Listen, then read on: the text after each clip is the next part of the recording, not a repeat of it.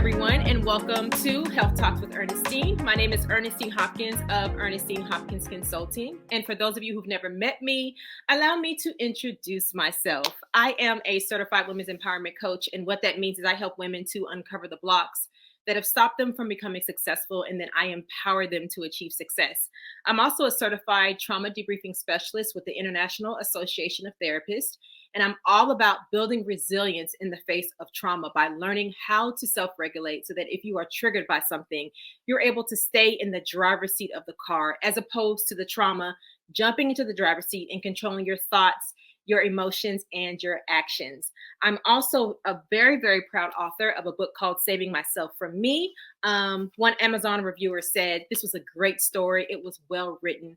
I wish I had this book as a teen. It was healing to read as an adult, though. So because of the healing that I have found that it's brought for so many people, I'm in the process of turning that book into a show. It is a series that will be appearing on YouTube, and it is called Redemption Train. So it's based on my book, but it is with a twist. This story is all about these two girls and how they navigate their life experiences and the adversities that they've gone through. But Redemption Train is not just about the two girls, but it's also about their mothers. Because the thing that I've learned in my personal walk, my personal life, and also while working with women is that girls who haven't healed become women who haven't healed. So I recorded the teaser. I filmed the teaser for the Redemption Train project, and I released it on YouTube back in January. So if you have not had a chance to check out the teaser, it is on YouTube. The link is in the chat. You can check it out today. We're in the fundraising stages of the book right now. So if you feel that you want to give towards the filming of Redemption Train, the link for that is in the chat as well. Or if you know any organizations or groups that have any interest in the subject matter of Redemption Train, you can send them my information, or you can send me their information at ernestinehopkins@gmail.com, or send them my website, which is ernestinehopkins.com. So before I introduce my special guest, I'm so excited about her being with me today. Before I introduce her, I just want to let you know I am doing the giveaway that I normally do, but it is a little different this time. There's 3 options this time that you can choose from the giveaway. The first is an autographed copy of my book, and the second is one of my Girls Who Conquer shirts. I have small, medium, and larges available if you're interested in that prize. And then also this time I'm doing a $50 cash prize. So if you're interested in being put into the drawing, you have to email me today, not tomorrow. I need to know that you were watching this whenever the video premiered. So you have to email me today by 11:59 p.m. Today is October 22nd. So make sure you send your name and your mailing address and which prize you would like to be considered for. 2 people will be randomly selected. And if you registered, you'll be put into the drawing twice if you email me to let me know that you were actually here and you watched it. So I know I just said a mouthful, but I wanted to get all that out of the way before I bring my special guest on. I'm gonna bring her on now. She is the amazing Jade Godbolt, my sister friend. Can you hear me okay? I can. Welcome, Jade. So happy to have you here today. Thanks for having me. Super excited to chat. Absolutely. She is a beauty and a lifestyle influencer. For those of you who have never met her before, you've never heard of her, I'm going to give her just a moment to tell us about who she is and what she does. Yeah, so my name is Jade Godbolt. I have been a beauty and lifestyle mom influencer for over a decade. I started my journey as an influencer back in 2010 under the name Lipstick and Curls. That's really who I was known as for most of my career up until last year when I made a shift in my platform, one that was definitely like kind of happening over the last couple of years, but solidified itself with the name change last year. And so I've been in a space where spiritually I made that decision, and it kind of really started spiritually and kind of manifested itself into all of the things that I do as far as content creation goes and putting out, content on Instagram and YouTube, TikTok, all of those things. So I've been doing that for a while. I've worked with lots and lots of beauty brands, lifestyle brands like Sephora, Chase Bank, Northwestern Mutual. I did a Colgate commercial. I've really worked with, so many brands I can't even name even half of them at this point. So I've been in the game for a while, but more recently, like I said, I've been transitioning into sharing a lot more about my faith, about my family, about being a mom, about natural birth. I'm currently Oh, at this point, I am almost about to give birth. And so I'm pregnant currently with my third baby. And I You am, look amazing. You look huh? amazing. I just want to say you look amazing because when I was at the point you are, I Yeah. looked a mess. But go ahead. Listen, I definitely looked a mess the last two times at this point. But this pregnancy has been such a blessed one, and one that I really, really, really, really prayed for, because I got pregnant this time only 6 months after having my son, my second. So I said, Lord, you got to make this one easier. Like, you got to make this one easier on me. And so I'm also just a big proponent of like natural birth. I work with midwives. I've had a water birth. I've had a hospital birth experience before as well. And I'm actually planning a home birth for this baby. So yeah, I might be considered a little crunchy to some people, if y'all are aware of like that term, crunchy mom. But I'm really big into just like holistic things and really try to keep things very like natural and the way God made things to be. Yeah. So yeah, that's kind of like a spiel ish on me. I really wish I had known you whenever I had my kids because I was terrified of the idea of not being able to be medicated. Oh, me Like, too. The first time, right. I could not have imagined going through birth without being in a hospital. And that was only because like I mean, most people don't have people in their lives who have actually experienced natural births, like Right. Right. at a birth center or at home, like willingly. Like that, it's just not, something that's really common anymore. And so like I'm the only one in my family or friends who has ever even considered it, let alone now I'm like such a big proponent of it. But it's one of those things where like I get the fear. Like I really thought I was going to die the first time I gave birth. Like I was like, I don't want to not be in a hospital, and I didn't want to leave. Like I stayed in there for 2 days and was like, okay, I don't know what to do with this baby. Like I need the nurses. I need the people around. And so I completely get it. Like I wish I knew me when I had my first baby, because I was not, but it's all about just like exposure and experience. And I think that I've been so blessed to like have this route, because Yeah. it's allowed me to not just experience it for myself and my family, but like sharing it and really like showing people like we actually have way more options in Yeah. this area, especially. And then it just opens you up to like all the other things, like, okay, if I have more options as it comes to birth, as a mom, I have way more options than what I probably have been exposed to, because we only have one mom, in life. Right. And so I love like what you said in your intro about, you know, unhealed girls becoming unhealed women, Yeah. unhealed women become unhealed moms. And so like that is so huge for me. Woo. Listen, it's real. But the thing is, we put our mothers on pedestals because they should be, right? Like Yeah. moms like do so much, even with our setbacks and things that happen in our lives. Like Mhm. we have to put those things on the back burner when we have babies. But one thing that happened to me when I had my second was I went into a very deep postpartum depression. Mhm. And I think like when I had my first daughter, I was feeling a little anxiety here and there. Like I was getting triggered by a lot of things that I had never been triggered by before, Yeah. because a lot of times people, especially women, you don't realize that you still have like a lot of childhood trauma until you have kids. Yeah. And so like there were certain things that I was experiencing as a mom, that I didn't realize were like issues until I had to be in the act. And so by the time I had my second baby, um, when postpartum hit, I was like, I can't do this. I had to start going to therapy every week. I had to really like I had everything for me changed, because it was like all of my triggers were like clicked on, all of them, All at once. and all at once. And so motherhood really like showed me like, Jade, you gotta hold on. Like you're having babies and you're a wife now, but like you got some healing to do. And it was affecting every single part of my life.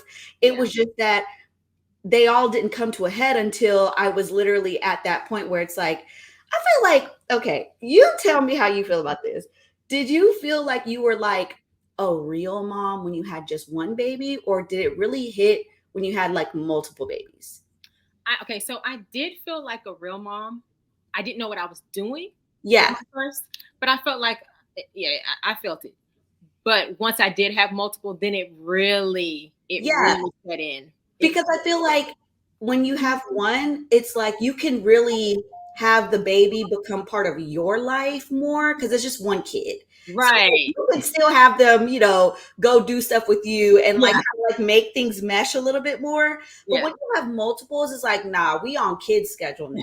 Like we Right. don't do things outside of during nap time. Like we don't do things after 8. Like because these kids need to be in the bed. Like and so like when I had my second, I think that's when it really clicked for me that like a lot of it was the final bit of freedom ish that I had as like a single person. Yeah. And so I also had to recognize like letting go of those expectations or just like that life of like just being Jade.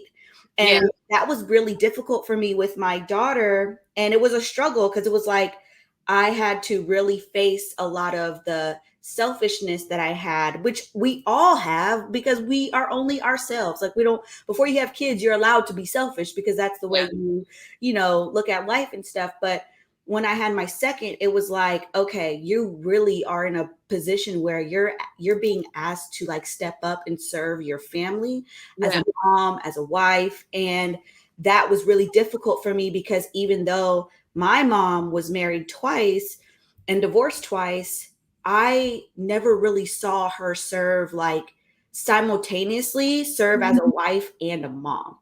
Like Mm. I saw her serve as a mom, Yeah. but like I said, she was married twice and divorced twice. So that idea of like doing both at the same time successfully just like wasn't a reality that I had been exposed to. Yeah. Me And neither. yeah, and and I think a lot of us like enter motherhood like that, where we just like we have this idea of like the mom we're gonna be and the wife we're gonna be, but then when it comes down to it, you're like, wait, I'm actually not that person. I'm actually really not her. And it's because I've got some healing to do. So like Yeah. that really hit me like postpartum after that second baby. I was like, yo, like I gotta like get it together because if I don't, it's going to be detrimental to like my family, my marriage, my kids, like, Yeah. and you can't play with the babies. Like I was sick of myself. Like Mm. I was sick of like not feeling in the mood to like play games and not feeling in the mood to like, do Yeah. activities and not feeling in the mood to just like be present because I was just Yeah. tired. I was just like, Yeah. in my own head about stuff and because I didn't deal with things prior to it just was Yeah. like piled on top of the responsibilities of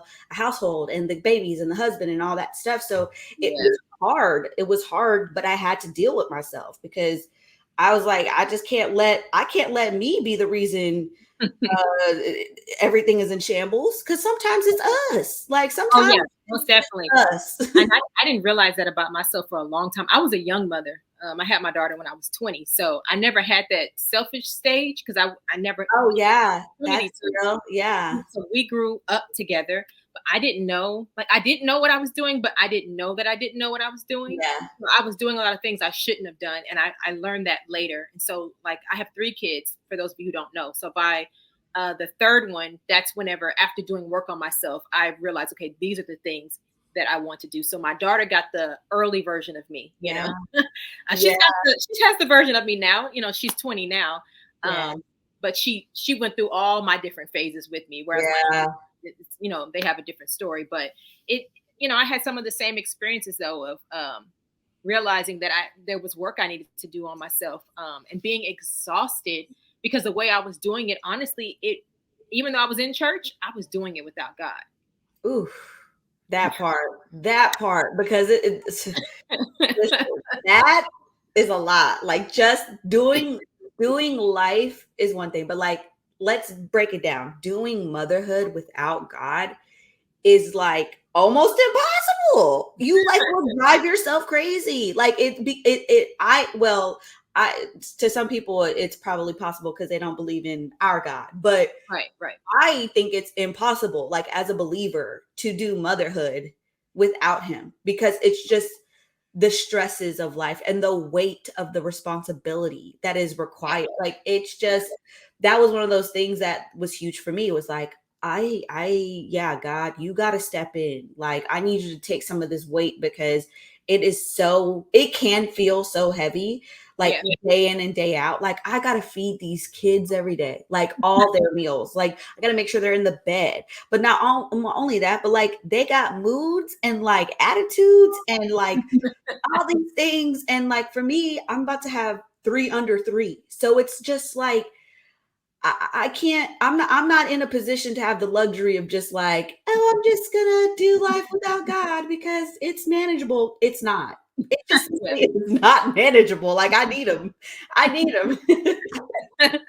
No, I mean the same here. The same here, for sure. And my kids, they appreciate this version of me parenting with God. Like, I think I've shared with you before. My son was like, Mom, I'm really glad that you do things the way that you do. He's aware of how other children are parenting. He's like, I'm really appreciative for the way that you do things. And to hear that from my 12-year-old, I was like, wow, like, he recognizes our efforts, and trying to make sure that we raise them in a way that God would want us to raise them, 100%. And I think that is so beautiful, because not only does he recognize it, but he communicated it to you. Yeah. So that shows there's a culture of communication in your household where you are allowed to speak appreciation to one another and actually like be vulnerable to a place where like he's noticing that and like vocalizing that. So I think like that's just a testament to what you do and how y'all parent is working. And I think like even, you and Don came and stayed with us, which was it's so funny. Y'all, the first time we actually met Ernestine and Don in person was them staying at our house with their 2 kids for a week. Okay. So it was like, we straight in there. Okay. We went from like strangers to family. It just was like, it just happened that way. But one thing that Mark and I talked about, just like spending that time with y'all, was just how incredibly adjusted and emotionally available your boys are. Like, they are so light in spirit, and they really are well reared, like, if that makes sense. Like, I think as parents, we always think like, am I doing the right thing? Am I doing a good job? And like, they are incredible. And, obviously, Bree wasn't with us that time, so we didn't get to spend as much time with her. But I mean, that was just like really impressive for us, and honestly inspirational for us, because, we are young parents. I mean, we have a 12-year-old that our oldest daughter, she lives in New York with her mom. So we don't get to have as much time with her. So Mark has been a dad since he was 19, but he hasn't been, kind of in your situation where you were a mom day in and day out at 20. That's a different experience than being a dad since 19, but like, you don't live in the same state as your child. So our parenting with her looks different than with our babies here. And so, I just remember like noticing that with y'all. It's just like, okay, like, they love God and they like are obedient and like trust him, and like their kids are at this point. So like, if we stay the course and we like keep doing it this way, then like our kids will be good too, and like that's rare, like in our society now, right? Like everyone doesn't have the same values or just ways of rearing. And obviously we're not the exact same type of parents, but there are certain values that we share as families that, I think they prove to be like great ways of raising your kids. Yeah, it's true. The other day, I pulled my sons aside separately, and I was like, because one of the things that's big for me, especially being a believer, is when God tells me to do something, I'm going to do it. Like, I need to set pride aside. So let's say we're not perfect, we're going to make mistakes, or we're going to do things that may not be how God would have wanted us to do it, right? But then God speaks to you, and he corrects, he gently corrects, right? Yes, so, if God tells me to apologize for something I said, I go to my children. I'm like, hey, earlier I said this, and I shouldn't have said that. And I really believe that builds something in them, and it models for them how they should be, And so I pulled my sons aside separately, and I was like, hey, if I just want to check with you, let's just do a pulse check. Has there been anything that I've said or done to you recently or in the past that hurt you, that you want to talk to me about? And they both said, nope. I said, well, listen, if there is, I need you to know that you can tell me, even if you think it might make me feel uncomfortable. It doesn't matter, because at the end of the day, I care about how you feel more than my comfort, So I want you to know that you can absolutely tell me. And they both were like, okay, mom, like, see you later. And I'm like, but no, Right. but there is nothing, right? Because I, just want Right. to sure. And I want you to know, you can tell me. I said, even if it makes me uncomfortable. Yeah. I said, just think, because my boys share a room. We're buying a house soon, and they're going to have separate rooms finally. They're so excited. Oh my gosh. And so there's times where I hear them and they're fussing at each other, because somebody's talking too loud, or someone's chewing gum too loud, or something. Yep. But sometimes you have to tell him something that he doesn't want to hear. I said, but you have to tell him, right? No matter how uncomfortable it makes him feel. He's like, oh yeah, that's true. I said, same thing with me. You have to tell me. At the end of the day, I have to make sure you're okay. Yeah. And that's because of God. That was not my idea. Ooh. But that's huge though, because I think like that, I mean, our relationship with God mirrors in our parenting and like how we operate in relationships so much. And as you're saying that, it came to me, like repentance and being like real with God in our prayers and obedience, in the sense of like, God, like, forgive me for doing or saying that thing. Yeah. You're modeling that through your parenting to your sons. So whenever they do, get older and they really start to understand like their own spiritual like relationship with God, it won't be a foreign thing for them to think, oh yeah, I need to be accountable for myself and I need to repent for, different things that I do, because I know I'm not perfect, because my mom wasn't perfect. She showed me that it's not hard to recognize where you had a misstep or where you've, fallen short, because we will all fall short at some point, all the time, forever, until we meet Jesus, right? Like, so like, there's never going to be a stopping point of that, but making sure that like we're parenting and also teaching our kids about like what an honest, healthy relationship with each other, but also an honest and healthy relationship with God, what that looks like. Like that's our example, is like, we acknowledge our mistakes and things, but also recognizing that like when we go to God, he's not going to be uncomfortable with what we have to say. Like he's not going to shun us the same way you're not going to shun or put shame on your kids for being honest with you about like where they're at. Right. So like, how powerful is that as a mom, as parents, to be able to like model that and be it so what a fundamental like thing to teach our kids like from early age, because like that's, I mean, if that's not most of the battle that we have as believers alone, like just being honest with like the fact that I have to recognize that like I fell short and like exactly where I fell short. Like I can't sugarcoat it. I can't like act like it wasn't. No, what was it? And like I have to voice that. And I need forgiveness in that. And also I need to be able to forgive other people and not have it be this thing where I'm keeping tabs on people.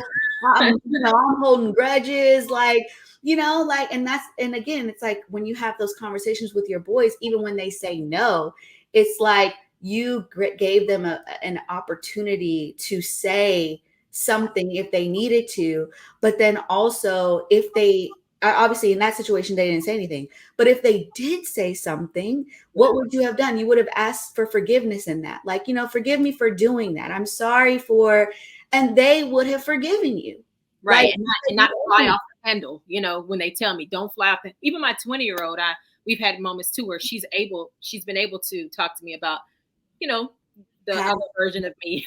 So, like, which is a whole different battle than with your boys.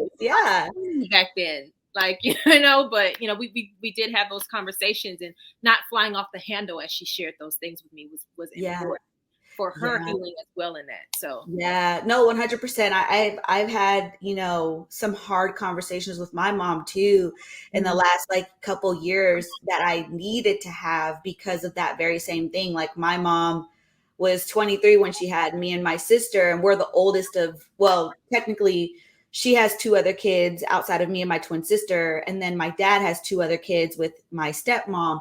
So my twin and I were the two that kind of bounced back from house to house. And, you know, I had some things about that growing up. Like I had a lot of difficulty with just like my identity and like feeling like I had a home and feeling like I belonged somewhere. And also, you know, being a military kid, we moved around almost every 3 years until I was a teenager. So it was like always constant change, always constant this. And then, Yeah. you know, some of the things that I experienced in my childhood were like not okay. And I had to actually talk to my mom about that stuff Yeah. as an adult, because when I became a mom and I started getting triggered by things and I started asking questions like, how could my mom have allowed this? So I Mhm. started realizing how much I was blaming my mom. Like it kind of went from like I'm protecting her by not saying anything Mhm. because I understand that life is hard and like I appreciate everything she's done for me as a mother and I love her. Yeah. But then you kind of move into this space where you're like blaming and angry also about things that have happened. Yeah. And I had to finally get it to a place, you know, in the last couple years where I would sit down with my mom and actually tell her like how things affected me. And, you know, I'm so appreciative because like the things that I was saying to her were Mhm. not easy to hear. Yeah. My mom has experienced a lot of trauma in her lifetime herself. Mhm. She lost her mom when she was just 3 years old, was raised by her brothers and their wives, Mhm. and essentially her dad passed away when she was like 15. So like she did not grow up with parents. And with that being said, I never really acknowledged how much impact that had on my mom because I always saw my mom as like this super woman who just like made it happen. She was in the military. She was a rock star in the military. Like she always had lots of friends, always was, you know, getting leadership awards and volunteer awards. She was always this very high achieving Black woman in the Air Force. So like to me growing up, I did not see her as this hurt little girl still trying to like step up and learn who she was and like also adjusting to like us getting older and like me becoming a mom and me getting married and like those were like some things that really triggered her that I don't think she recognized that would trigger her until I was getting to those places in my Mhm. life. And so it caused kind of some like tension between us, but Mhm. I had to sit her down and like have those hard conversations. But most importantly, I had to forgive her.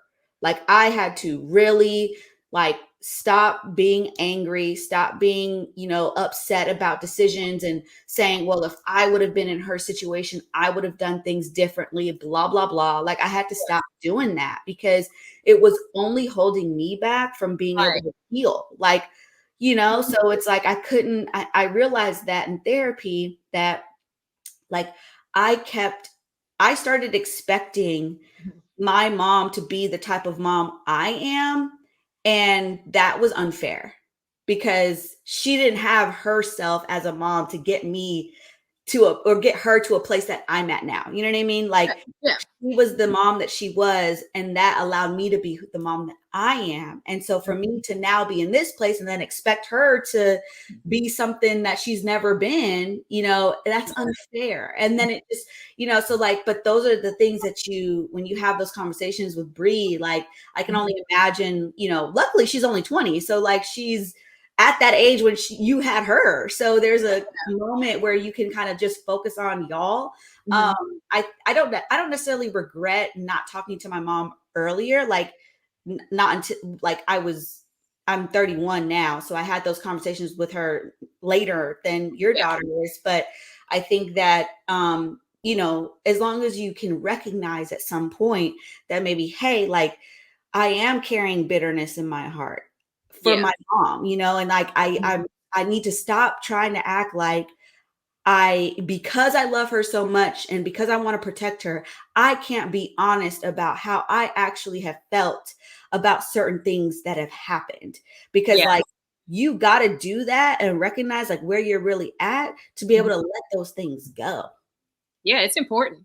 So whenever you went to your mom and you talked to her, how did you approach her? Because I've seen where some people go to the person who offended them and they're like full of anger, and so it just the conversation is explosive, and in the end, it kind of gets nowhere. So what about you? How was it explosive or was it? So it was multiple conversations, and a couple of them were explosive. Mhm. And but the last one was less explosive, more, it wasn't perfect. Like Yeah. I say that, like, for example, the first conversation that kind of tricked off the whole kind of like ongoing conversations with my mom was actually at a family kind of event, like a family reunion Mhm. situation. And like she was actually telling a story about a very traumatic experience that we had as a family, Mhm. and she was telling it in a very kind of like lighthearted way. And this was our like basically this is her side of the family that's like Mhm. listening and around us. They've never heard this story, but at the time, it's like midnight, everybody's been hanging out drinking and kind of just like Mhm. partying a little bit. And so I don't think my mom was really aware of like kind of like you're telling a story that like you weren't the only one there kind of thing. And Yeah. like I think she started telling it, not really connecting with the fact that like, oh yeah, by the end of it, it like was like a domestic violence situation. Like it, and so literally she's telling this story, and everyone's kind of like sitting there like staring because she's telling it lightheartedly, but everybody's like, wait, what? Like, what are you talking about? Yeah. And then somebody said something, or she said something, and I was just like, actually, mom, like, I can't even talk about this right now. Like, this is why I'm actually in therapy right now. Mm. Like literally. And everybody went silent. And I was so triggered, like, I had to leave. Like, I told my Yeah. husband, like, yeah, it's time to go. Mhm. And my mom was like shocked and like kind of thrown off. And she like actually, I mean, I wouldn't say she chased us out the house, but like she definitely like followed, like concerned, but like not understanding why I was so upset. Yeah. And so, because we had never talked about that event ever. Yeah. Like So it it, kind of caught her off guard. oh, it was like, I'm talking about, it was a situation where the morning after this event happened, Mhm. my stepdad at the time literally told us in the car, like, we're never going to talk about this again. So that I'm 12, Mhm. never talk about it again, to not, and had never had a conversation about it, even with my siblings, like never, but always had it in the back of my memory of like this really kind of traumatic experience that we Yeah. had. And so then it's like 20 years later, Mhm. 17 years later, my mom is offhandedly talking about this situation. And I'm like, wait, what? Like, I just like locked. So Yeah. feel Yeah. super betrayed by my mom in this moment. My cousins like kind of show up for me the next day because it was like a weekend of like family gatherings and stuff. And so the next day, I'm like talking to my older cousins that are actually closer in age to my mom than to me. And I'm just kind of like leaning on them a little bit, kind of trying to like gain some sort of like understanding of like how to approach my mom, because I knew I had to have a conversation with her at that point. Yeah. So I actually asked my cousins to help mediate that conversation. And that was when it kind of got explosive, was Mhm. because I didn't feel confident to talk to my mom by myself. So I had my Yeah. cousin step in, and my mom was not feeling that like at Yeah. all. Like she was like, you don't even have a close relationship with your cousins like this to have them be the ones to. And I was just like, I'm literally pulling for strings because I knew I had to talk to you, but I like legitimately am so caught off guard. Like I didn't know what else to do. I felt like I just needed support. Like I just could Yeah. not talk to you. And so, but that was when I was angry. Like Yeah. Yeah. things came off very angry and very like upset and kind of like all over the place emotional. And that was when it was explosive, and we Yeah. didn't get anywhere at that Yeah. conversation. Like it was just like, okay, had the conversation, and now it's awkward for the next like 6 months. Mhm. Like we just did not met. We saw each other around each other, but it was like we weren't meshing because it It was just just wasn't so the same. like hurt and it was painful, Mhm. all this stuff. And it wasn't until a few months later, I have my baby, my second, end up in therapy, working through things in therapy. And I finally have a conversation with her. And we'd had a little talks here and there, but like nothing substantial, nothing like, because I really wasn't ready to like have a real sit down, because part of me still wasn't understanding like where I really was with it. Cause Yeah. I still had bitterness and unforgiveness in my heart, but I Mhm. didn't know that that's what it was. I just Yeah. could not get over the fact that I felt pain and I felt hurt. So I'm just Yeah. taking it as pain and hurt and not being able to decipher, like, okay, beyond the pain, beyond the hurt, where's the root at it? And so it took therapy to help me understand what the root was, which was bitterness and unforgiveness. Mhm. And so I had a conversation with her during actually my 21-day fast with TC, with Transformation Church. Mhm. And this year, actually, January this year. Mhm. And I sat down with her, and also with my therapist's suggestion. She was like, you got to forgive your mom. And I was like, what? She was like, yeah, that's, you got a lot of anger that's getting attached to that unforgiveness, that Mhm. like, if you get rid of the unforgiveness, then you get rid of the anger. So I Yeah. was like, okay, all right. So I sat down with her, kind of rehashed everything. Yeah. And she actually, now she was receptive, but she was uncomfortable, but Yeah. she listened, she received it. And I apologized to her. I think she was thrown off by the apology, because she was like, this is different from you. Like, Yeah. usually when we have these conversations, you're really angry and like upset and emotional. And this time, was it this beautiful, harmonious like ending? No. Yeah. The assignment was accomplished. I apologized. She received it, and my expectations of her dropped from like trying to compare myself, the type of mother I am, to her or any other mom, to Yeah. who she is. And it allowed me the space to just accept and embrace her for who she is, and Yeah. being okay and appreciative of like who she is. Because no, she's not perfect, but that woman has gone through so much and done so much for me and my family. I can't even, you can't even put words to what moms do for their kids. You know what I mean?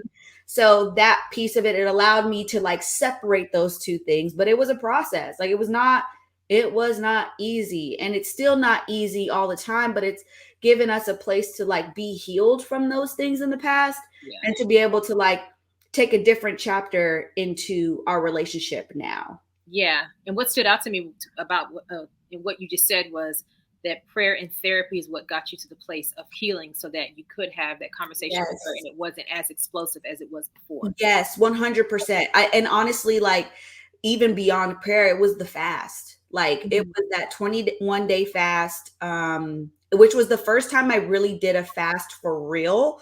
Like, I Mhm. had done like, oh, I'm gonna do a social media fast, but really social media fast is not a real fast. Like, fasting is food. So I had never really done like a real fast before. So that was Yeah. the first time that I had done that. And it was so healing in so many ways, because not only did I have that sit down with my mom and I apologized to her, but Mhm. my ex stepdad, who was the one that was part of the domestic violence kind of situations in my household growing up, and kind of had some experiences with him that were traumatic. I hadn't seen him for probably 15 years, since I like left for college, and when I left from high school. And Mhm. literally on the last day of my fast, my youngest sister wanted to get baptized at my house, Mhm. and she asked me if her dad, my ex stepdad, could come. Mhm. And that was like, okay, God, I already forgave my mom. You want me to have my stepdad come to my house? And literally, it was like I had been, like starving my flesh for 20 days, or at that time, 18 days. And I had to make a decision like, are you going to take this as an opportunity to show who I am, like show God, or are you going to decide and choose to stay where you're at? And I said, God, I'm going to choose to like operate as a representative of you. So I invited him to my home. We Mhm. sat and we talked for like 2 or 3 hours, and I apologized to him. Mhm. I thanked him for everything that he done, because again, like, he wasn't all bad. It Yeah. was just certain things and certain situations that happened out of his own trauma, out of his own unhealedness, that I, as a child, was receptive to, I received. But as an adult, I have the decision and the choice to say, I'm going to let it go or I'm going to hold on to it. And I decided to let it go. And literally that last day, it was wild. We baptized my little sister, forgave and healed from that stuff with my stepdad, to the point now we actually have a relationship where we see each other and like all this stuff. And I'm a part of his life now, and he's part of my life again. And that day, I literally like got the gift of speaking in tongues that Mhm. same day. So it was like this triggering, like, I did the last things I needed to do to be like a healed person, and to Yeah. really accept like Christ in my heart, and really understand what like my salvation meant, Yeah. and what it means to like graduate from like a baby believer to like a spiritual woman, and like Yeah. understanding what that looks like. And like that, I mean, I've never been the same. Like, I simply have, it's been, my whole life has been different since then. It's so interesting what forgiveness can unlock in our lives. It's just amazing. I think about one of the people I had to forgive was whenever I was younger. I've talked about this before publicly, where an older family member, he looked at me one day. I was about 8, and he was like, "Ugh, you're so skinny. You look like you're going to die." And so Ooh, that followed me. That statement followed me for yeah, years. Like, I made decisions from that hurt little girl. I was in yeah. relationships I had no business being in, because I was just excited that somebody saw me as beautiful, or at least they Ooh, said they did, right? Um, yeah, just made a lot of bad decisions, and then learning later that that same person was actually raping someone close to me, and ooh, he had told her, Lord. "You do this with me, or else I'm going to get her." Me talking about me. So he's like, so she was doing it and not saying anything to protect me. So Wait, what? yeah. So for me to learn about that later, all about this one man, how he affected Oh, both of Jesus. our lives, and God knows who else's life, Oh, he yeah, yeah, impacted. I held unforgiveness about that. yeah.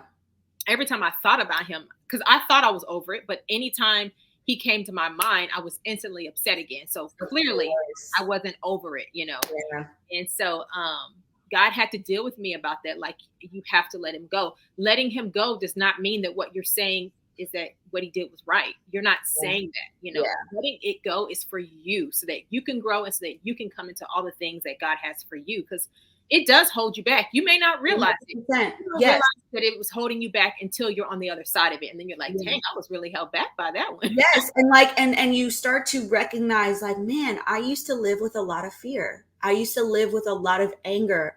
I Yeah. used to live with a lot of like heaviness in my heart, and like kind of like in a state of, I am at the behest of like whatever trigger may happen at any point, Yeah. versus actually being in control of my mood, in control of like where I'm at. And like, because that's the thing, I think getting triggered is so like popular buzzword now, and so it's Yeah. like, oh, that triggers me, that triggers me. But it's also like, okay, that's like step one, let's go to step two. Yeah. Why are these things triggering to you? Yeah. Okay, then step three. A lot of people don't get to step 2 and 3. They never do, because it's like, I'm just going to stay here and be like everyone else talking about how triggered you are. But like, can we get to the healing part where it's like you Yeah. turn off the triggers? Like, you Yeah. get rid of the trigger. Like, God makes us aware of these things so that we can actually get rid of them and release them, to your Yeah. whole point. Because like you said, like anytime that he would come to your mind, your mood is all jacked up. Mhm. And like, and that's the thing. Like, I've gotten into the practice, which I think this is the part where I feel like if you're really like spiritually tapped in and like have a relationship with God, this is when people start to think that you're low key crazy because you're like, okay, this is a tangent, but we're going to come back. So like, you know how when you watch people who have had like loved ones pass away, or like somebody on the news, and like the mom is like, well, I forgive that person for shooting my husband. And people are like, how could you possibly forgive? And how could you possibly? And there was a time in my life where I thought I was the same way. I'm like, how could you possibly forgive somebody that did something so terrible, so hurtful, and all these things? And like not realizing that it's in the forgiveness that you actually have freedom. And so it's like when you realize that like the triggers are actually keeping you from your freedom, they're actually keeping you from like actually experiencing healing. You have to make a decision. Like, do you want to like continue to be triggered by this thing, or do you want to really like let that thing go? And that's the thing, like God gives us a pathway through repentance and through prayer and through Christ to actually release these things in a real way, and not just say, oh, I forgive that person. No, it's like a real thing. And it happens all the time. Like kind of what the point I was getting to before I, gave that example was I have gotten into the habit of when there's a particular person in my life. Well, they're not in my life anymore. They used to be in my life. They're no longer in my life. But when their name or their image pops up in some way, shape, or form, I get irritated. And instead of staying in that irritation, I automatically pray for them. Like even being irritated, even being like, I am so sick of this person. Like, I just am so bothered. Like, I can't stand this person. But I have to, okay, Lord, forgive me for feeling irritated. Let me go ahead and pray for this person, because I know that you are rooting for them the same way you're rooting for me. Like you love them the same way you love me, regardless of what they're doing, regardless of how they've done me wrong. You know what I mean? And that's been a hard, it's a hard left from like where I want to be, but it's something that I do that helps me stay spiritually strong and not be succumbed to, the enemy's attack on like my mood and my joy, because that stuff will steal your joy in a moment. Like you're having a good mood and all of a sudden you see something on Instagram and you're just like, oh, that makes me feel like crap. I want all of my joy. Every bit of it, okay? Every single bit of it, because life is already hard enough, okay? It's already hard enough. So like if I can do anything, if I can control anything, which is my own peace, my own like, self, like, and recognizing that I do actually have control, and especially not only control, but you have power in God, and like he actually is the one that cleans you out. He's actually the one that fills you back up with the joy after you've let go of the anger. He's the one that actually fills you back up versus me saying, I don't want to be mad. I'm going to be happy in this moment. It's like, but can you really make yourself happy? Like, are you really doing it? Because I'm sorry, I can't convince myself to like magically be happy when I'm not. Like, I can't do that. Like, cause it don't work. I can pretend and I can act like, and I can put a smile on my face, but still be pissed off in my heart, about something. But when you talk about like really like taking a moment, going to the bathroom when your kids are screaming and like you just can't like think, and being like, okay, God, take it. Just take it. And like reminding yourself of like who God says you are, and like literally asking him, like, I'm going to give you my anger. I'm going to give you my frustration. I'm going to give you my irritation.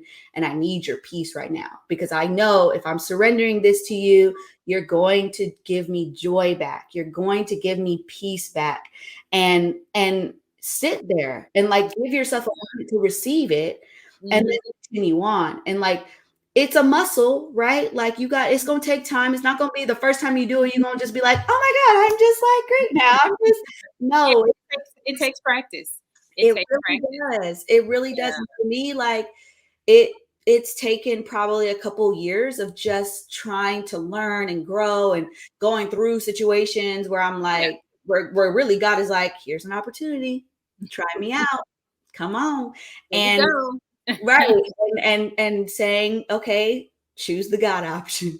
Choose the God option. And the more you choose the God option, the more you start to feel empowered and strengthened on a consistent basis, to where it's like, yeah, the enemy can't come at you with the old stuff no more. He's going to come at you harder, but you're stronger now too. So you have the capability and the willpower to not do it yourself, but okay, I need to go to my dad about this. Like, I need to go to my Abba, my father, about this, because I can tell right now this ain't my kids screaming this up. That's not the issue. It's what is in my heart, what is going on around me spiritually, that is like having me feel all sorts of ways. I need to rebuke that thing, not my kids, but whatever is trying to get me out of my joy and out of my peace.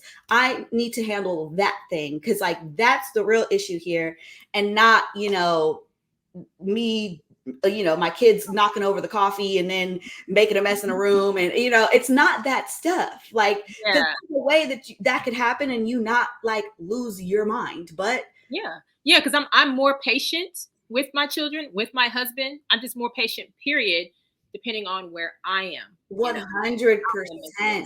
Two things I want to say about forgiveness before I forget is when you were saying you pray for the person. I've told people to do that, and they've looked at me like I'm absolutely like you nuts. Like, you want me to do what? Yes. Yeah. But I had to learn what I prayed when I was praying for them was important. Because at first I was like, all right, God, like they're getting on my last nerve. Like, you need to, like, God, you're going to have to do something about them. No, that's not the kind of prayer I needed to be praying. I need to be praying for their health, for their finances, for their future. Their well-being. Yes. Just had nothing to do with Ernestine. Yes. Yes. And the second thing I wanted to say, I've shared this before, that I was reading this article from this John Hopkins medicine article. And it said in there that chronic anger, which is from unforgiveness, puts you into a fight or flight mode, which results in numerous changes in your heart rate, your blood pressure, and your immune response. Yeah. And those changes then increase the risk of depression, heart disease, and diabetes, and some other conditions. So forgiveness, however, calms your stress levels and leads to improved health. Yes. So forgiveness is for you, sis. Oh, listen, I'm trying to tell it like, and this is one of those things where, everyone is not going to be able, not be able, because we are all able, but everyone's not going to make the choice to forgive, right? Yeah. And we're all on different timelines and paths. And the thing is, I think sometimes, especially as Black women, especially as Black moms and wives, like, we carry on this, like, okay, I gotta do it. I gotta do it for everybody. I gotta help everybody. I gotta get everybody together. I've got to be that strong matriarch. And the thing is that we have to release some of that responsibility in order to even be able to tap into where we really are. Because I think that, we get so caught up in like the situation in front of us, where it's like, okay, I got to put, food on the table, keep this roof over our head, and like that, not worry about myself later. But it's like, okay, if you actually take the opportunity to heal and forgive and all those things, what an example can you be to the people around you? Like, it's crazy, but like, through all of my like healing and like things that have happened to me, and I can literally see my mom changing because of the example that I'm setting. And it's incredible, because I would have never thought that. Like, you think like you can't teach your parents nothing, you can't teach an old dog new tricks, blah blah blah, but that's worldly. When you talk about spiritually, and you talk about walking in Christ, and you really talk about walking with the love of God in your heart, like, you have no idea what God can do with you, partnering with you for the people around you, especially the people in our families. Like, our families are an assignment, like not as an assignment like we're responsible for, but an assignment in the sense of God is calling us to be a type of way for a reason, for a purpose. So if he's tugging at your heart to work on some things, to heal, to forgive some people, it's for you. But it's for you, for others, because that's the way that he operates. Like, he's not out here just trying to talk about it. He's gonna be about it. So like, he wants to show the change in your heart to your mom, to your dad, to your brothers, to your kids, so that you ain't got to talk about it. You just live in it. And because they're watching you, then they start to receive like this different level of like, oh, wow, like she's not afraid to change. She's not afraid to admit that like maybe the way that she was before isn't the way she wants to be moving forward. Like, and Yeah. I think a lot of us get stuck in, well, this is how I've always been. So like Oh, this is it, you know? And like you have still the opportunity to change your life, whether you're in your 30s, your 40s, your 50s, your 60s. Like if you're alive, you have you the opportunity to like do the healing and then allowing God to show you through that how it's like it's gonna change you and your life, and you're gonna be blessed, and you're gonna have actually be living. But then it's going to spark life in every other area and every relationship, even if you don't see it. So even in the forgiving and like the prayer for the people that irritate us, that power of prayer, that love that you're sending in that prayer for their well-being, it's sending it their way, which is exactly where God wants it to go. Like he's rooting for that person the same way he's rooting for you. So right, if you right. think that someone who has a real deep love for God and has a real relationship with him is saying, you know what, I'm gonna pray for that person, even though like they clearly battling a whole bunch of stuff that I don't even know and I don't want to know about, but I'm gonna pray for them because like you defeat hate with love, you defeat evil with love. That is the weapon that God uses. So if I'm throwing love at that thing, whether it be an irritated person or somebody that irritates me or a situation or whatever, knowing that like love will prevail, you know, through that. Even if I can't physically see it and that person never changes, whatever, that has nothing to do with me. That's not my responsibility. But my responsibility is to partner with God and put out that love and that grace to people as much as I can, because if we don't do it as believers, then there's no way for it to spread. There's no way for us to like get it out to people, and then we expect people to treat each other better and all of change. No, they not. It has to start with someone, you know, It and, has and it's bigger than us. Like you said, you're praying for that person, and think about if that person does change. Think about the people in their lives who are no longer negatively affected at it like you were because of you praying. Like it's bigger than you. It's a trickle down effect. so It's much bigger. And that's how God works. Like God is literally. not he listen, he ain't never gonna solve just one problem. He gonna solve like generational problems, like issues that could have gone on for generations, but because of you, because you made a decision, Yeah. it stops those things from occurring. It stops those things from having as much power. And I think that especially as women, especially as moms, as wives, but especially just like even if you're not married, even if you're not a mom, like we as women have so much power. We have so much power to intercede on people's behalves. We have so much power to be able to really create real change, and not just change by going and protesting down the street and calling people to get registered to vote. No, those things are great. But Yeah. I'm talking about if we get our hearts right and we really get a relationship with God, our prayers can change things. Like Yeah. legitimately change things. So that's something that, you know, people miss out on living for Christ and like being a believer because they think it's all about knowing what it says in the Bible and like going to church every Sunday and like checking off the boxes and doing the things. But it's like, nah, sis. Get you a real relationship with God Yeah. and realize what power that comes with. And then think about what kind of effective change you can make in your household, for yourself, for your community. Like if we had more women and men obviously as well, but like specifically more women who recognize that like I don't need man's approval to feel like I'm powerful, and I don't need to put down a man to feel powerful. Like Yeah. we both have functions and we both have abilities, right? And Yeah. it's like if I'm constantly waiting on a man to validate me or any person to validate me, then I'm missing out, because God's validation should be good enough. That's literally all you really need. But you have to be in a place where Yeah. you can receive that and get past this like physical, carnal, fleshly world that's like gonna constantly tell you that you're not enough. but like you are, like you really are. You are. Oh, that's a whole word right there. We could have just put out that one sentence in this video and that would have been it. That's the message. You are enough because God made you enough. Period. And you know what? And when God speaks to you and tells you to do things, do it. You know, and a lot of people are like, I don't know when God's speaking to me. How do I know if it's God's voice or my voice? Because they're expecting to hear the thunder. Yeah. It's And just a deep, like that. Yes. so it sounds like you know, you're Yes. hearing your voice, but it's God's, the Holy Spirit speaking to you in that Yes. moment. And I always know when it's God a lot of the times because it's the opposite of what I would want to do. That part. It's like, why would I do that? But it's like, it is the way you would show love, though. Yeah. If God is like, go apologize to him. And you know that's not you, sis. You know that wasn't your idea. If it makes your skin crawl, like, then that's probably God. You know, if it's the thing that you're like, I would feel like, you know, I got to kill my pride to do that.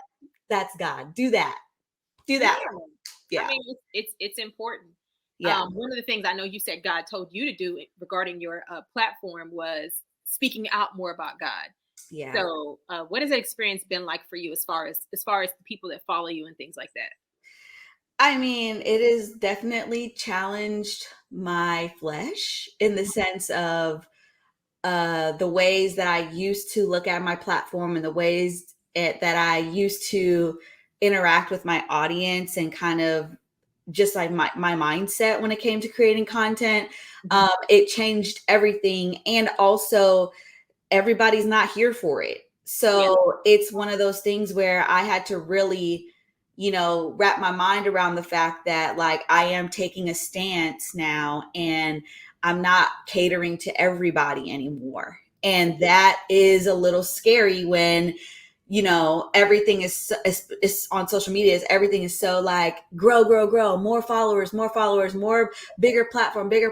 And it's like, well, of course I would love a bigger platform, but I already have a very large platform. And then to have a large platform and then to see it kind of decrease because of where I stand about things and my faith it's been challenging, but it's only been challenging for my flesh. It hasn't been challenging for me spiritually because I know I'm doing what God has called me to do. So that battle between flesh and spirit is definitely happening constantly. And especially being more aware of that has been just an interesting experience, but also I've realized and made a decision to be obedient regardless of how it feels and regardless of what it looks like, because I know that if God has done what he's done for me in the past, because I've always felt like, you know, it never made sense to me how I got the platform that I have, to be quite honest. Like some people may be shocked by that because of how long I've had a platform and kind of done what I've done. But like, I genuinely still really, I don't know how it happened. And so that's how I always kind of measured like, okay, this is God. Like, even when I wasn't really walking in my faith and really like tapping in and having a relationship with God, I still knew what was happening. And even when I tried to, tried to tell people how to do it or teach people like my methods and stuff, a lot of it didn't make sense to people because they're like, but like, there's nothing specific that you did. And I'm like, yeah, I never had a strategy. Like I never had it was just, I felt led. It was literally God. It was God just to get you to this point. 100%, you know? So that's been, and now operating here, it's different. So I feel like a new thing, which I am a new thing. And so it's been very interesting. But also I feel most myself now. And it also reminds me of kind of how I was like in the early days of when I started, which was, I didn't know who else to be but me. And so there was a level of freedom in that versus in the last few years, I kind of was like pigeonholed into this box of being lipstick and curls, the girl who wore her hair in a wash and go all the time and like specifically talked about curls and like, you know, all these expectations and things that people had started having on me and the pressure of that and showing up as that person Once I didn't match that expectation anymore, it was very difficult. And people still, ask me, well, why don't you wear your hair curly anymore? Why don't you? And I'm just like, I've explained it multiple times at this point. But I'm a different person now. I became a mom. I became a That's wife. okay. Like, That's okay. and that's, and the thing is, I think like we sometimes when we think of influencers or people we followed for a long time, Mhm. we get so attached to the image of them that we've created in our mind. And part of that, for me, it's been such a unique experience because I've helped create the image. And I had to recognize that I helped create an idol for people. And that was some of the part of my healing journey, was like killing the idol, because I started to realize, and I just had this conversation with my husband the other day too, like, I had to realize that I was causing people to like put me on a pedestal to a point where they wanted what I had, which is covetousness. Like, Yeah. y'all are so invested in what I'm doing, how I'm doing my hair, how I'm putting out content, that it's literally causing you to have envy. It's literally causing you to not feel good about yourself.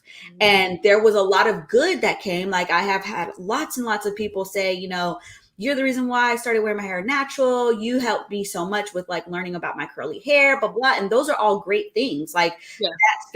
but it also came with the other side, is like, there's people out there who really, in an unhealthy way, were like pushed into like not feeling good about themselves and not feeling like they could, be. And that was the part that I had to recognize and also reconcile, because that there's so many layers to it, but that's just kind of part of the breakdown of it all for me. And so now, it was like before, I was, teaching people about beauty all the time, and hair stuff and things. And I still do that now, but it's God first. So like, I'm not just showing you what you need to buy to feel more beautiful about yourself.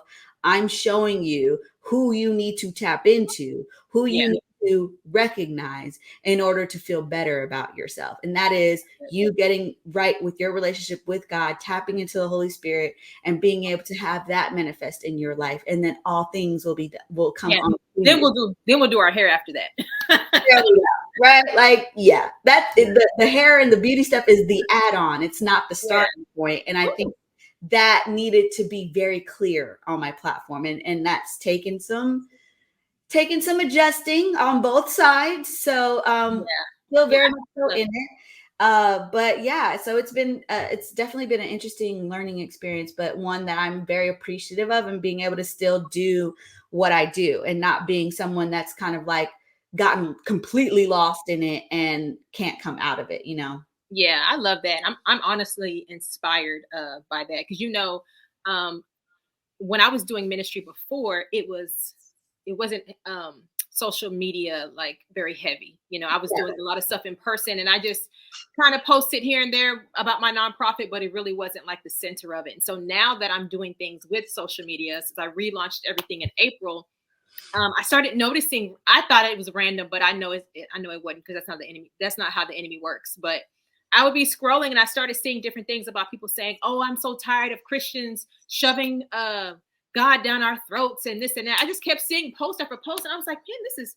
And it started to get to me. Like, I was like, "Well, I don't want to offend people, so maybe if I say it this way, or maybe," like, I started like changing how I was going to say things based off of not wanting to offend people.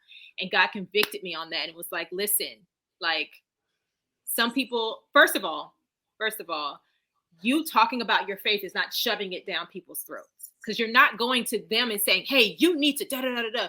You're just simply You sharing. ain't on the street corner screaming, repent or you're gonna die. Like, like, you're not, because I had the same things, like the same kind of thing. It's like, I don't want people to be offended by the way that I believe, but then it's like, nah, the thing is, they're gonna be offended. Like, the thing is, people are gonna feel the way. And again, it ain't actually the people, it's the spirits within the people that are irritated.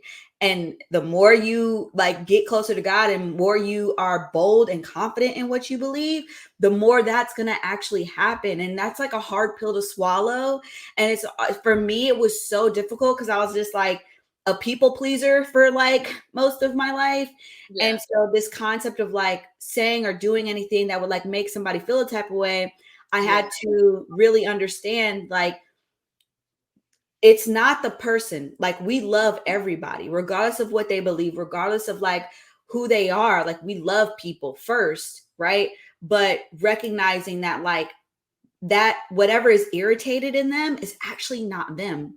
It's the spirits that the enemies using them to be irritated, to be angry, to be, you know, combative, whatever. So when I started separating those two, it helped me be able to feel like, okay, I'm not worried about the spirits being irritated because I want to irritate them. That's the whole point. Like I want to irritate the enemy because like he's I already know he upset that he lost me, you know, like he's already upset about it. So like let's go ahead. I'm gonna keep triggering you, devil. I'm gonna keep like irritating you because at the end of the day, like Jesus wanted us to be like fishermen of men, like, right? Like getting people. So if God wants to use my path as far as like, you know, I pulled all these people in through my beauty stuff, but it was really so that I could have a platform to show who he is, then like that's exactly what I'm supposed to do. Like, and that's what I'm going to do. And I'm still going to be able to be myself and still sharing, you know, beauty stuff and mom stuff and all that. But like, you gonna know where my favor comes from. You're gonna know where my heart is. You're gonna know who I belong to, regardless of like all this other stuff. Yeah, I have to be obedient to what I hear God telling me to say. Yeah. There are so many people that are in bondage right now, and God is using us to free them from the bondage that they're experiencing. So if I refuse to be obedient and speak because I'm afraid to offend someone, think about all the people who are going to be negatively impacted because I refuse to be obedient. Yes. Like and even if it's one person. Yeah, even one person, then that's sad because you could have helped somebody get closer to Christ. You could have gotten somebody for him. And at the end of the day, it's like God wants his kids back. You know, like he wants his lost children back. And if we're the ones that have been found, then he needs us to go out and get our other brothers and sisters who are not understanding or are in darkness.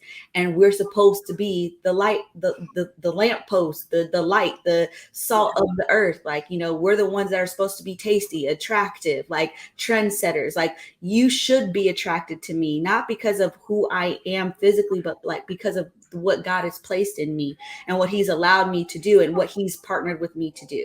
So I think that's so important. And also another reason why I just could not be obedient with sharing my faith on my platform, because I'm like, God wants me to use this for him. Like I've got a lot of people following me. A lot of people know who I am. And like, I can't just say no to God. Like, you can say like, nah, I'm good, God. I still want to do what I want to do. Like if you kind of get to a place. Yeah. And I've done that before where I'm like, nah, I'm good. But it never turned out well.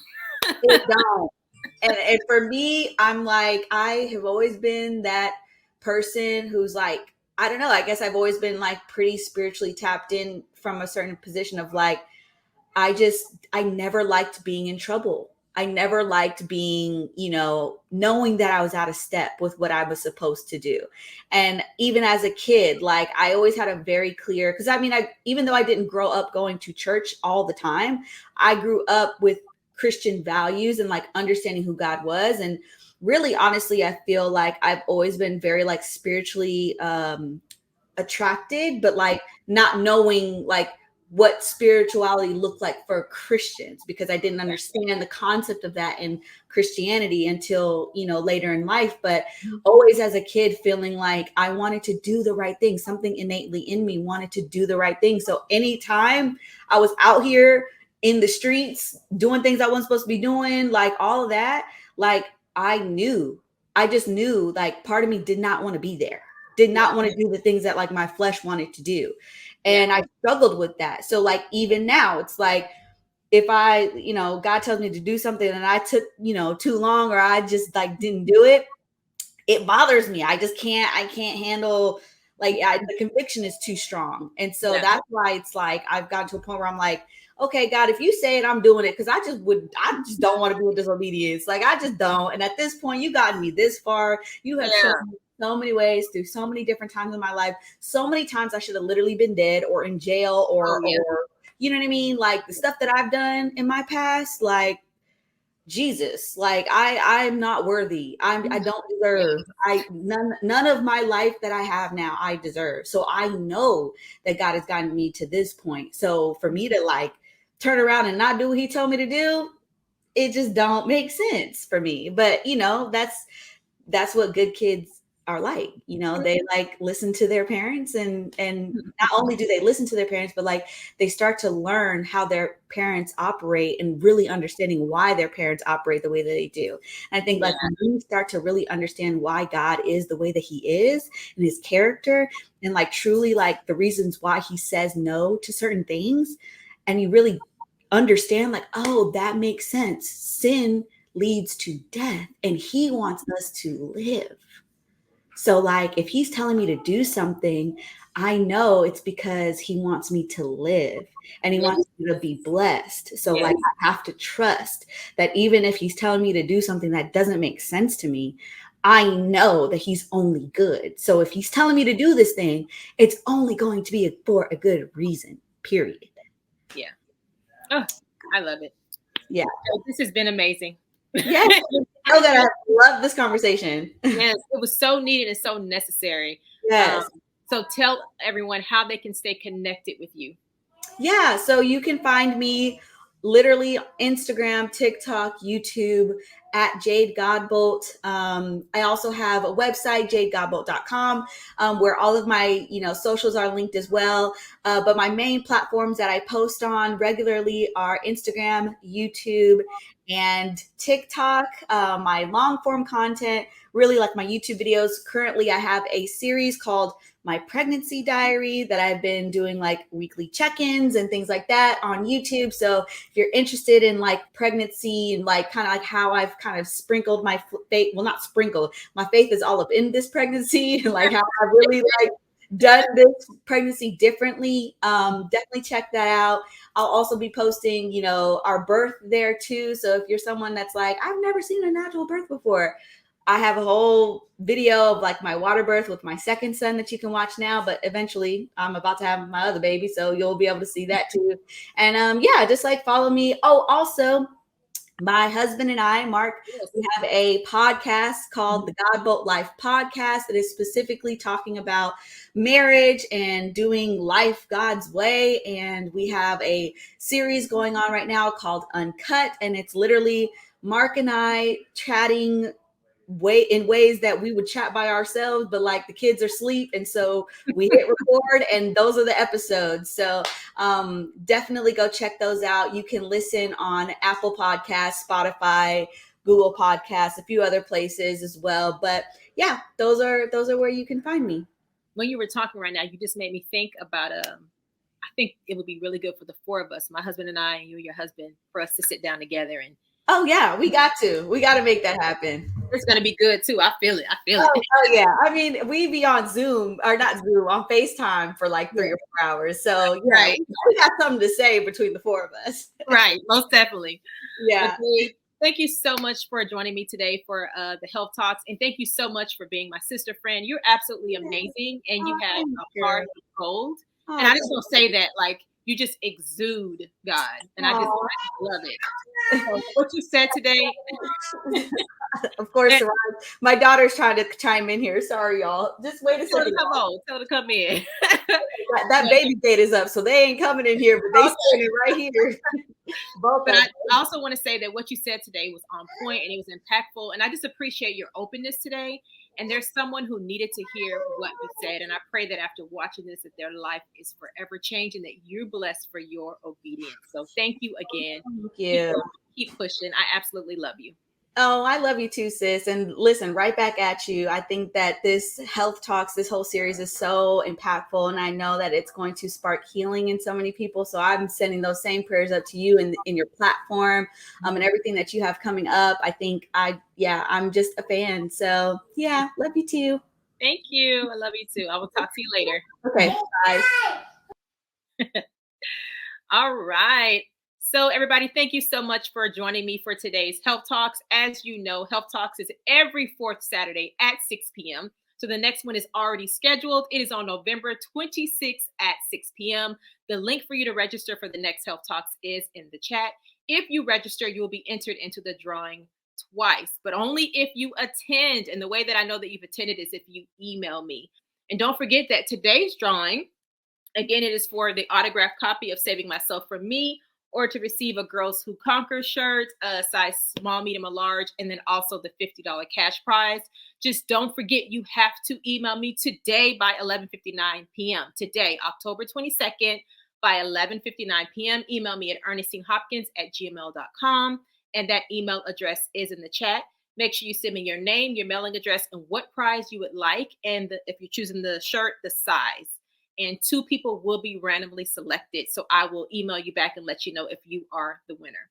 And so today's Health Talks will live on the Ernestine Hopkins Consulting YouTube channel. So make sure you share today's video. Don't be selfish and keep it for yourself. Share it with your friends and family, because I guarantee you that somebody needs to hear what Jade and I discussed today.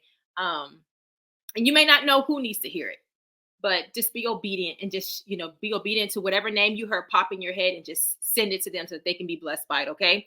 And don't forget, there's new videos on my YouTube channel every Saturday at 6 p.m. So make sure you subscribe and hit the bell notifications so you'll be notified when new videos are posted. So I just want to leave you with a quick word of encouragement before I go. The road may not always be easy, but your best days are ahead of you, because you're going to fight for it. And you're going to take every thought that tries to tell you the opposite captive. Take every single thought captive that tries to talk you out of the beautiful future that God has for you. It doesn't matter what you've done. It doesn't matter what you've been through. You will live again. You will laugh again. You will love again. You will breathe again. I know, because I was able to love again. I was able to laugh again. And I'm breathing now, okay? You are valuable. You are worthy. You have not been forgotten. And you are not alone, because God is with you and He cares about you. You can do this. Whatever this is for you, you can do this. You got this. And as I always say, you can and you will. Thank you for watching Health Talks with Ernestine, a discussion on breaking down trauma and building healthy and loving families. If you haven't already, make sure you like and share this video, and also subscribe to my YouTube channel. And don't forget to hit that bell so you'll be notified when new videos are posted.